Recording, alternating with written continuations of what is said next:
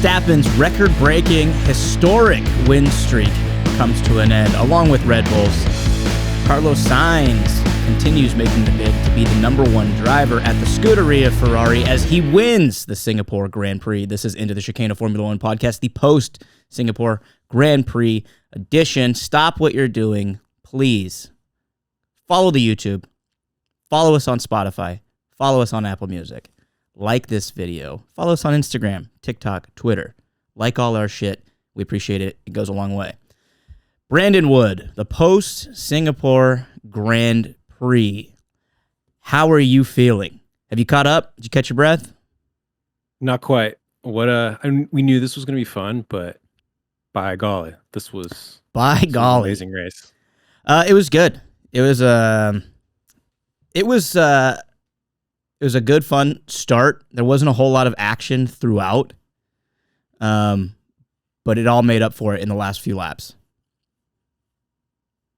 Yeah, slow boil, but once, like you said, those last few laps really came to a head. Yeah. Everyone's strategies were, working itself out, and what an amazing performance from, a lot of people. Top four, a lot of people. From a lot of people and a lot of teams. Fucking great performance. There was some exciting shit actually in the middle when strategies came into play. Let's get into that here in a little bit. Let's talk about the start of the weekend. So, to kick things off, Friday and Saturday practices, Ferrari, clean sweep.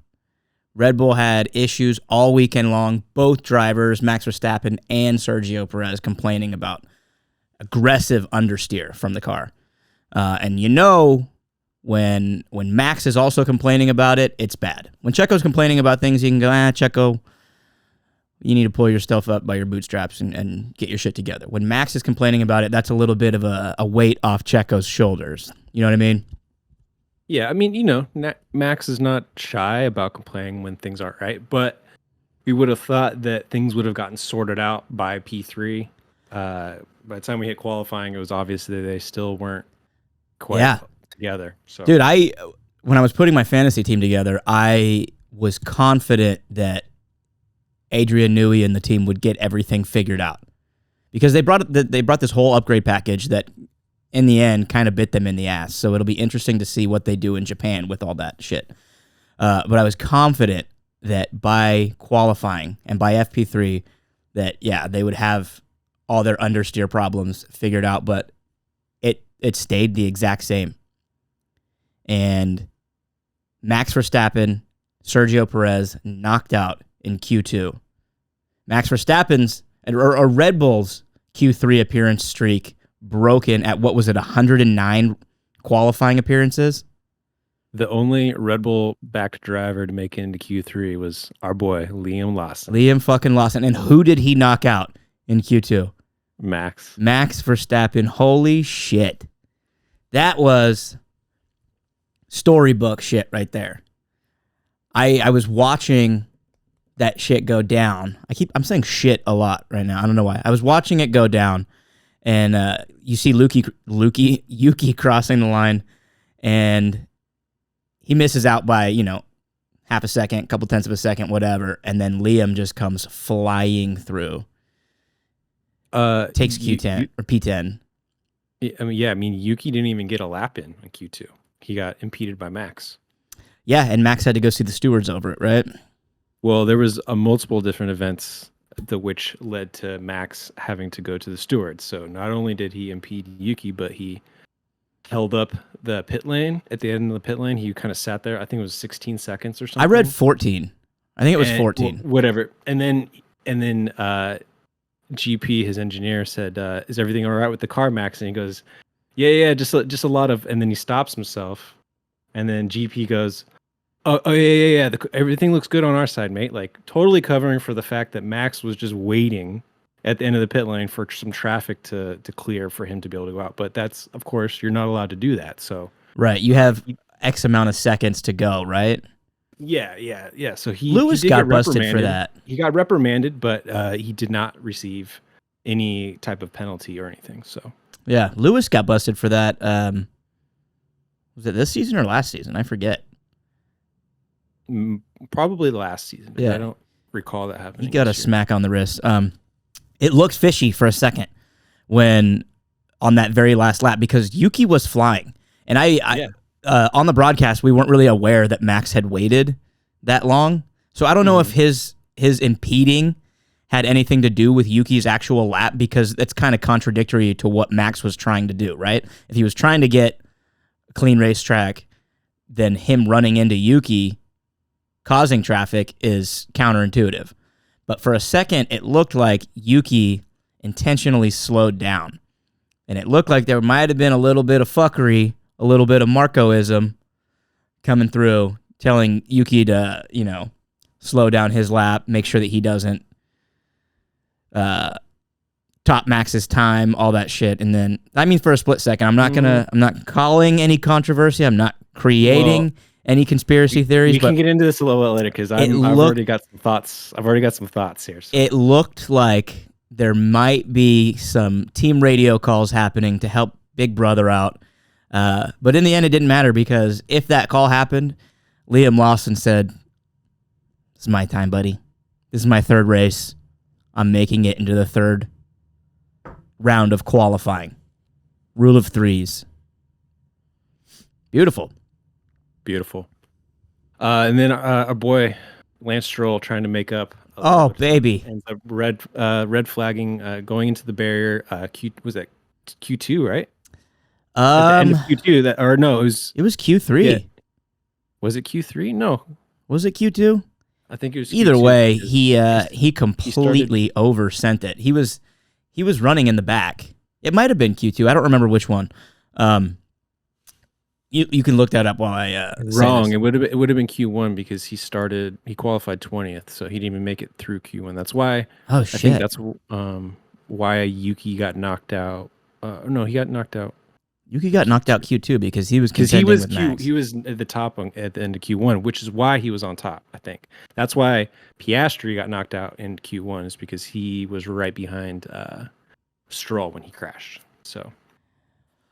Yeah, he almost hit Stroll's. Well, he ran through all his debris and then almost hit the car. Yeah. So he didn't really get another flyer. Exactly.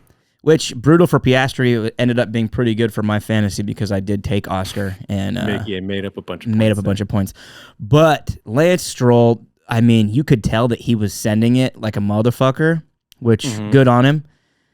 But it just looked weird. He was way too out of shape. Like his whole the car, they were struggling this weekend. Like the car was all over the place. Like until then, yeah, exactly. He had crazy understeer or oversteer. Like he was losing it on every corner, and then he continued on that turn where he lost it to just completely floor the throttle.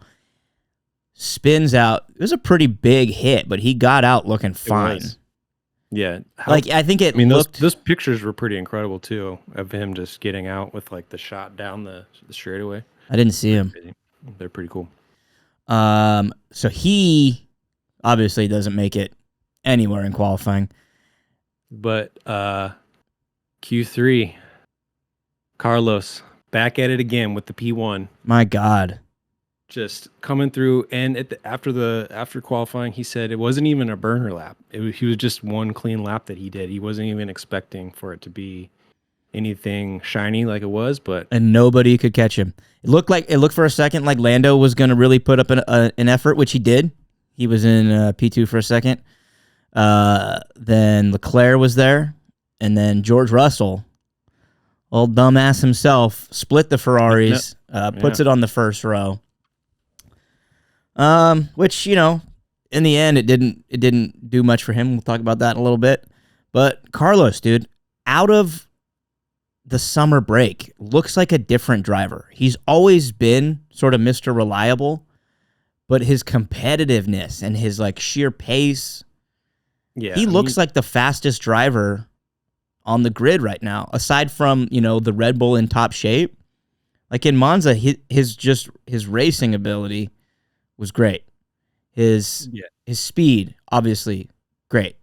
And now when you factor Max out of the equation, dude, he looks like the number one guy right now.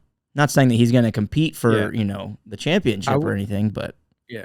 I wouldn't get too far ahead of myself here. Like, he's definitely been on the upward trajectory. I think the reason why we've seen the results these past few races is because Ferrari has kind of figured a few things out.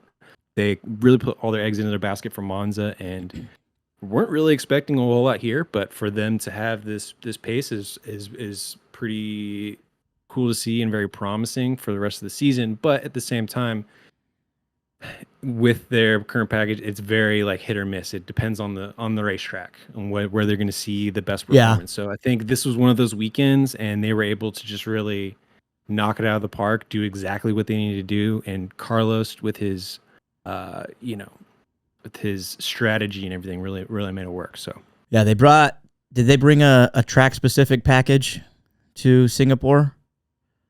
There were a lot of teams with upgrades this week. Most teams did. Like the AlphaTauris, for instance, had a completely whole new package. McLaren's only Lando had the majority of the changes, but many teams going to, because of trying to get get the right downforce levels and all that stuff. They did change. The only team that didn't bring any upgrades, track specific or performance upgrades, was Haas. And altogether, they kind of lucked out. It ended up being one of their better weekends, right? Like they had what, 2 Q3 appearances. Both of them got in there. Yeah, both of them finished in points, right? So, I mean, do you think that's? Oh no, not both, but K-Mag did. Nico didn't point. I don't think so. Oh, brutal. But yeah, a lot of upgrades. The Haas kind of lucked out by no news is good news type mechanics there, I guess you'd call it.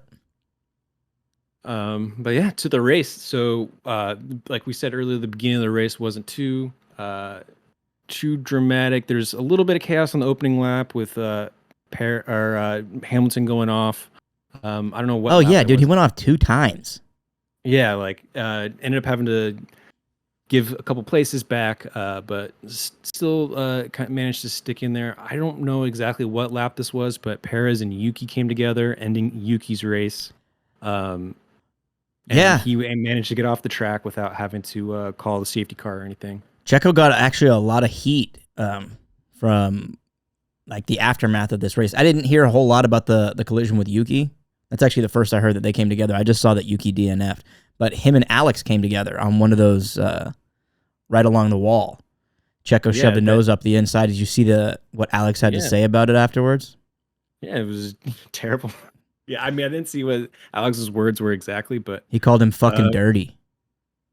I mean, it was. Yeah, it was a bad move. I mean, he his tires locked up, which is like, that happens, but he put himself in that situation to do that. So him punting Alex like that was not a good look. That was a little bit similar to like the Lewis and Oscar, or no, it was Carlos and Oscar. Who was that? Carlos and Oscar. Remember Carlos locked up a couple races ago and went into somebody and he was trying to blame. Was it Alex? Carlos and Alex? He was trying to. No, it was Carlos and Oscar, and he was trying to blame Oscar for Oscar's rookie mentality for it, but it was his tires that locked up because he came into the corner too quick. Yeah. So similar situation, and it's like, yeah, your tires lock up. That sucks. You'd hope that your braking system gets you through that and allows you to make the move. But when they don't and they fail, you lock up. That's on you, friendo. Yeah, I mean, this was a little different than the turn 1 situation with Oscar and Carlos. It was a tighter turn. But it's also different circumstances, right? You're talking about the first turn at the start of the race. This is I'm just saying, like, similar, actual like racing situation. Yeah. So, but Checo ends up. I think he got a 5-second penalty for that, which didn't actually change his finish at all. But him running into Yuki and not getting any penalty, I don't know. That to me is a little weird ending. He ended Yuki's race. I thought Yuki just DNF'd, like a mechanical failure. No, so, all right, I'm going to put my tinfoil hat on here for Please. Second. I think it is known within the Red Bull organization that Yuki, being maybe not super highly sought after driver, but he's got his feelers out there. Rumors going around that he's going to go stick with the Honda, maybe go to the Aston Martin Racing Point team with their new Honda engines. Maybe the word is already out that Yuki's moving on from the Red Bull organization. Okay. And they're currently using him as a they're sacrificing Yuki in order to advance their other drivers. Max not getting penalized for impeding him in the qualifying, and when Max had to go to the stewards, they released the official document with like the decision, right? And on the decision, it shows that a representative from Car 22 didn't even show up. Exactly. Yeah. And then they don't protest when he gets taken out of the race. They don't. I don't know. I mean, I don't know if that's like sacrificing Yuki as much as it is just like, why would they? Like whether it's Yuki or not, like why would Alpha Tauri, who's under the umbrella of Red Bull Racing, go and contest a penalty? Because it would be right on behalf of the driver. Yeah, it is the right thing to do, but I don't know if that's just as much conspiratorial or them just saying like, well, fucking Yuki's out the door anyways. It amounts to the same thing, but I don't think they're intentionally selling Yuki or throwing him under the bus. They don't care about him as much anymore. Well, I think that in these types of situations, they're willing to not go to bat for Yuki because he's out the door. Because he's out the door. They don't see him as a long-term project for them anymore, and so they're kind of just whatever about it. So yeah, that makes sense. And there's been a few incidents that have happened this season to him that have been very unfair. And for him, it just seems too much of a coincidence. I don't know. That's kind of where I'm at right now with that whole situation. Yeah. So Checo gets a 5-second penalty. Lewis ends up getting a 5-second penalty for what was his penalty for? I forget. Wasn't going off the track because he gave up those positions. Yeah, he went off the track 2 times. He got a 5-second penalty for... God. Maybe you should have some notes. I should. I told you it's all up here. It's not. Hey, buddy, I'm just winging it. All right, I'm just throwing shit at the fan, throwing shit at the wall, and seeing what sticks. Let's see if I can look it up. First thing that comes up when I type it into Twitter is Lewis Hamilton homophobic.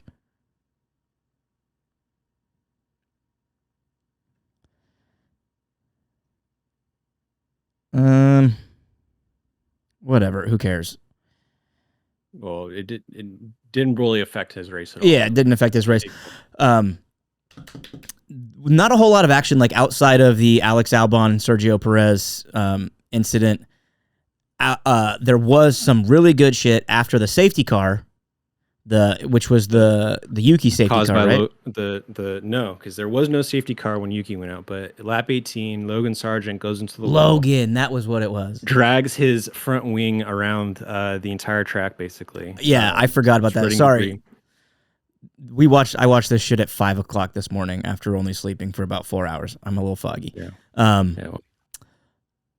Logan spins out on his own. He's running his own race, completely loses it into one of the turns.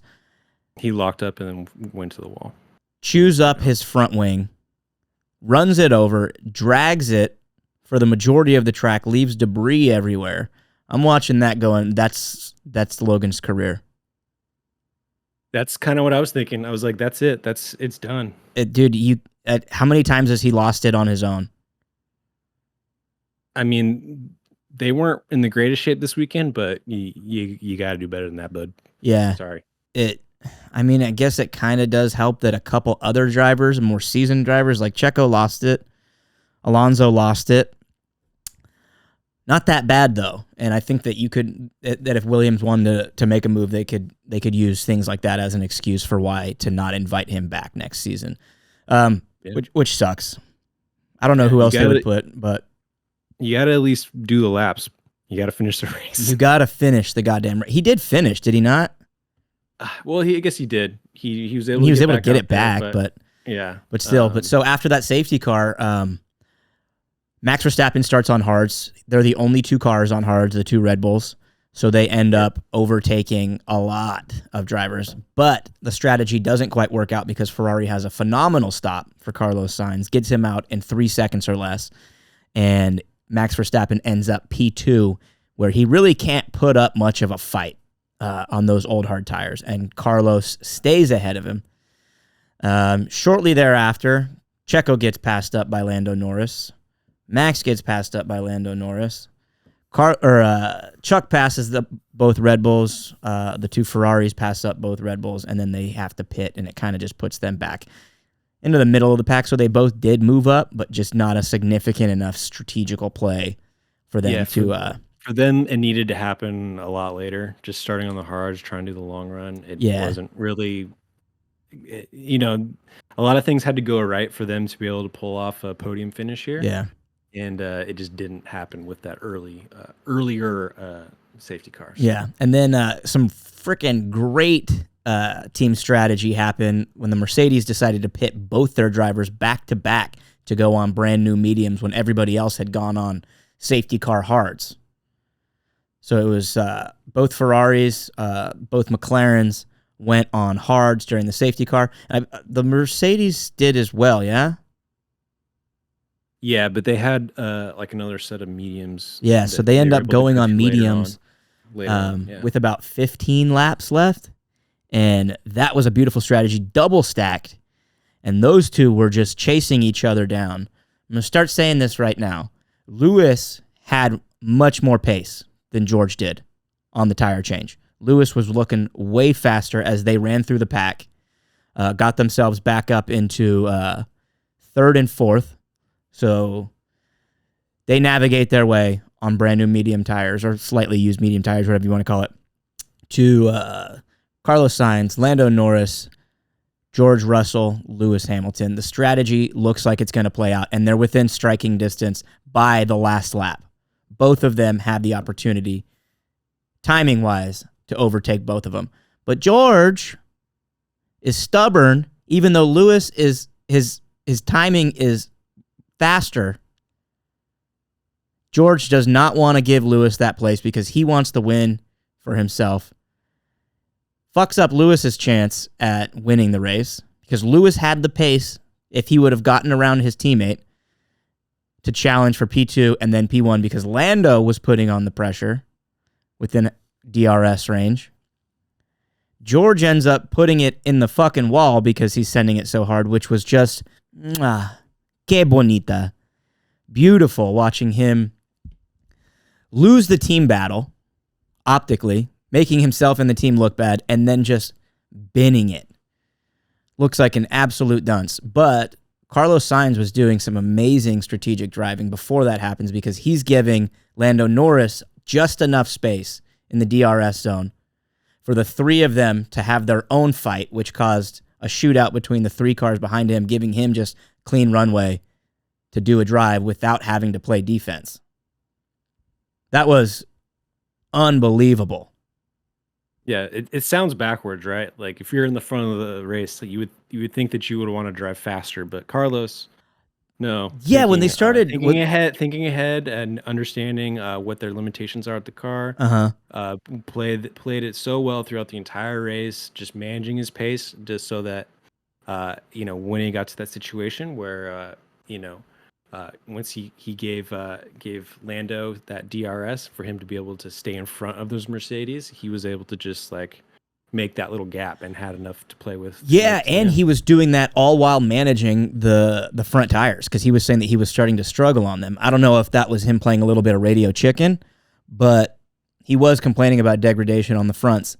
But God, dude, when they first started explaining that Carlos wanted to give him extra time, and he said every lap, timing to Lando every lap. He made that call on the radio saying, I want my timing to Lando every single lap from here on out. I'm going, why the hell does he want to give him DRS range? And then it made perfect sense to just give Lando clean runway to keep those 2 behind him. Mm-hmm. Give him the little pace advantage. Yeah, which, I mean, because he knew he could at least outpace or outrace Lando But to give Lando that boost and a little bit of slipstream to keep the two Mercedes behind, that's genius. He's thinking 2 cars behind him. Genius. Yeah. Knowing the pace advantage of the Mercedes. And they were flying. They looked good on those medium tires. It was a great call by Mercedes and on their strategy to do that because they put themselves right in the perfect window, and even better response by Carlos Sainz, and an absolute turd of a last few laps by What's Woody's little buddy? Andy's little buddy, Woody. President of the George Russell Hater fan club and the co-chair here. Yeah, with like those last few laps, there was 4 cars that could have won that race. It was 3 or 4 laps of a 4-car shootout. Yeah, brilliant. We love to see it. Give us more of that. Yeah, we need it. Unfortunately, it does look like you have to have a Max Verstappen-less grid for that to happen. Yeah, but here's the thing. Like, we were waiting for this to happen. When was the streak going to be broken? Who else was going to bring the challenge to them? And would we have, like 3 or 4 races ago, would we have, if you were to say Carlos and Ferrari is going to break the streak, like what would your thoughts have been? 3 races ago, maybe Zandvoort, not. Like, what would you? Yeah, after 3 Zandvoort, races. What would you? You would have slapped me if I said that. No, honestly, I felt like it was coming, and a gut feeling was Carlos, especially obviously after Italy. But that's easy to say. After that, but I'm saying that's what I'm saying. Before that, but even going into Italy, you knew that Ferrari was putting something together. I knew I can't say I knew, but I did have the feeling that the streak was going to come to an end. I was feeling it closer to North America, somewhere in Texas, Mexico, or Brazil, or I guess Brazil, South America. But in that whole run of races, and it wasn't going to be because of mismanaged upgrades or anything like that. I thought it was going to be more of an power unit replacement that was going to put Max at the back, and then just one of the Ferraris, Mercedes, or McLaren just on a flyer all weekend. That's one of the coolest parts about it, right? Is that it wasn't like some crazy. They got beat straight up. Yeah, they got straight up. There wasn't any like weirdness. Like there wasn't like a DNF. Like they were there in qualifying. They were there in the race, and they just couldn't bring it home. Yeah, they just got beat straight up. So even the best fall down sometimes. Yeah, I mean, it happened to McLaren back in the 80s. They lost, I think it was at Singapore, but they had their great run. So yeah, I'm wearing my Max Verstappen hat in solidarity for his historic streak coming to an end. The Max Verstappen 5-panel hat on, out of respect. So we had talked about this. I guess I had tweeted at you about this, but Fernando running over the lizard and practice on Friday turned out to be a bad omen, huh? Pretty goddamn bad. Yeah, I don't know what to say about it. Aston Martin weekend to forget completely. I didn't even notice that Lance Stroll didn't start the race. Did not. I was about to look it up. Did you notice that? Because I started the broadcast at probably 5:50, 5:55, just prior to the formation lap, so I didn't really see any pre-show. So that I didn't hear anything, and I wasn't on Twitter or anything seeing the breaking news. But I guess it's just because of the crash on Saturday. Yeah, they said it was soreness, that he was too sore. This is a guy who going into the season drove with 2 partially broken wrists, but now suddenly is too sore to drive the car. Well, he could have also had a concussion, and they just don't want to say. He could have also lost a contract, and he's not willing to put his life at risk by strapping himself into a rocket ship of an F1 car when he knows that his career has come to an end. Yeah, I mean, you're making a good point. I put it on. Just further evidence of that thought that we had a couple podcasts ago. Right? I think this is nail in the coffin. That is the most surefire thing I've ever seen. To me, even the crash in quali looked weird. It almost, I don't want to say this, looked borderline intentional, like him sending it too hard so he can intentionally put himself at the back of the pack. I mean, it's a hard crash. Nobody wants that. But I do think he was sending it a little too hard. That made no sense, as if he was intending to spin the car out.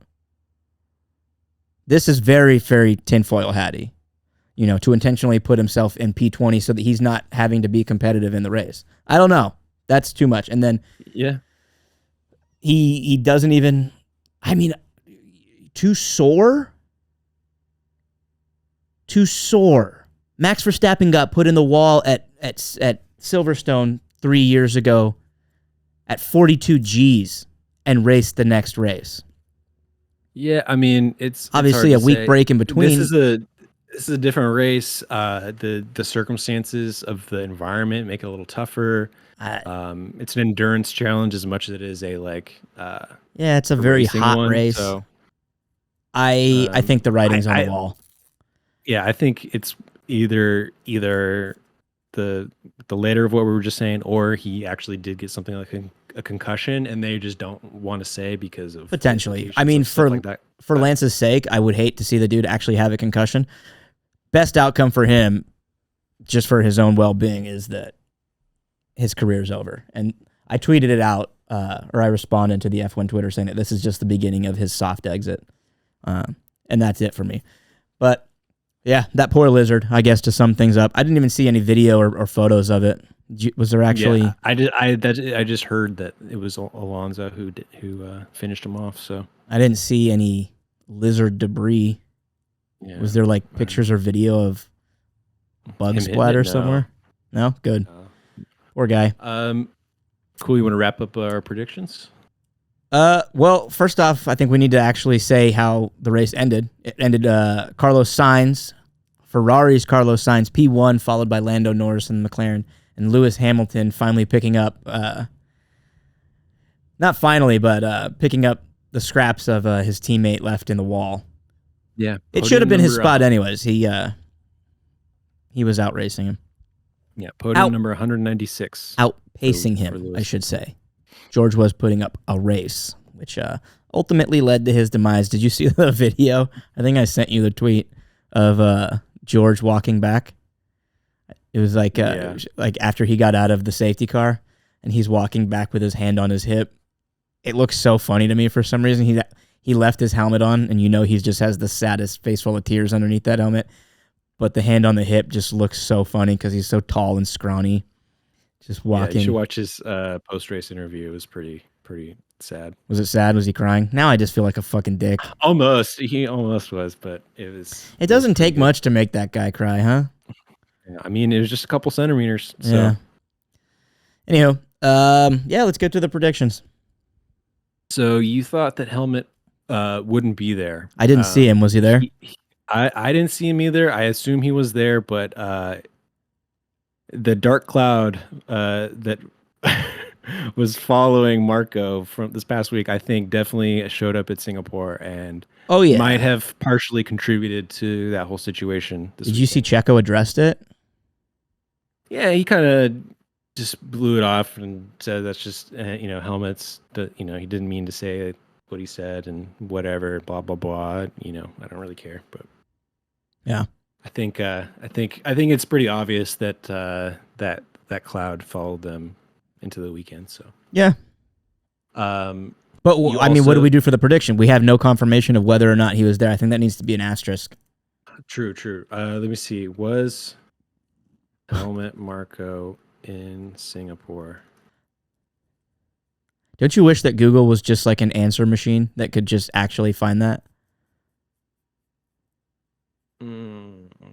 I don't know. It's hard to say. Maybe he was just out of sight because they didn't want to have to answer any questions about it. He could have been, but they definitely did not show him on the broadcast. That's for sure. Here's the thing, though. Do so. It was probably a directive as to not show him because we don't want to bring it up and remind people from the F1 broadcast. Yeah, 100%. It's Red Bull's already doing their best to sweep that under the rug. I'm sure F1's going to want to do the same thing. But if he's not even on the broadcast, was he there at all? Is that a metaphorical point? I think metaphorically he was there. Literally, I don't know. Okay, asterisk. We're gonna have to revisit this. We'll circle back. We'll do a little more research. Yeah. So your second one was that Liam would get into the points, and by golly, did he ever? Got his points. Liam Lawson. I chose Yuki over Liam. I could have cleared even more. I had Liam on my team, and I chose Yuki as a safe option. I picked Yuki too. So which I don't know why I would go with Yuki being the safe. He's literally the most dangerous driver on the grid. Because I spent big to get a really big, expensive constructor in Ferrari, and so the only money I had left was allowed me to get Yuki and Logan. So, but wouldn't Liam be even cheaper than Yuki? I'm saying we both messed up by going that route. But if I picked, yeah, I don't know. I mean that's for the fantasy talk, but still. Thanks to Liam Lawson, AlphaTauri now officially has more points than they've had drivers. Yeah. Heading into this race, they've had more drivers this season than they had points. They now have 5 points and only 4 drivers. Thank you to Liam Lawson. Hey, good. He's looking good over there. You also had Lando on pole, which did not happen. It was close, but didn't happen. So you got 1 point. Should have had Lando on podium. I had sensed that the win streak might come to an end. Unfortunately, I thought that it would have been Checo. I didn't anticipate the... that would have been the storybook ending. Yeah. So that did not happen. I did get Lando on the podium, which is nice. I thought Lewis was going to sweep this weekend over George. Lewis didn't really get the upper hand until the very end, unfortunately. But, we still love to see Lewis finishing on the podium. So you love it. It would have been nice to see Lewis get that win. As nice as it is to see Carlos get it, because I do think it's very deserved for how Carlos has been driving. Would have also been cool to see Lewis back up there. Yeah. All right, fantasy recap. Sure.